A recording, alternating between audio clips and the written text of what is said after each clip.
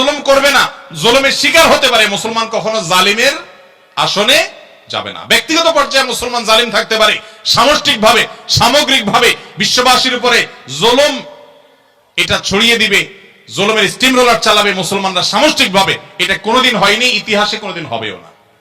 অতএব যারা মনোবেদনায় আছেন, কষ্টে আছেন, বিপদে আছেন, ভেঙে পড়েন যে এত বিপদ কেন, তারা নিজেদেরকে অনেক সময় মনে করেন যে আমি অপরাধী।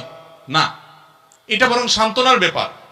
যে যত ইমানদার হবে তার জীবনে যত পরীক্ষা আসবে তার থেকে তত কষ্ট করতে হবে এবং কষ্টের মধ্য দিয়ে পার হতে হবে। ইমানদারের সাফল্য হলো যে যত কষ্টই হোক না কেন, একভাবে না একভাবে কষ্ট শেষ হবে। কোনোভাবে যদি শেষ না হয়, মৃত্যুর মাধ্যমে শেষ হবে।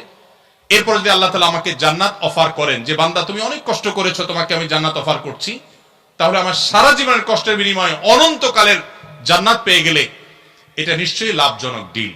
ভাইরা আমার, দুঃখ বা কষ্টে যখন থাকি তখন আমরা সাধারণত এই বিষয়গুলোকে এভাবে অনুভব করতে পারি না, এটা কষ্ট হয়। যখনই আপনি আমি দুঃখে পতিত হব, আমাদের নবীজির কথা স্মরণ করব যে তার চাইতে দুঃখে কেউ ছিল না, সবচেয়ে কষ্টে ছিলেন, কিন্তু তার চাইতে সাকসেসও পৃথিবীতে কেউ ছিল না।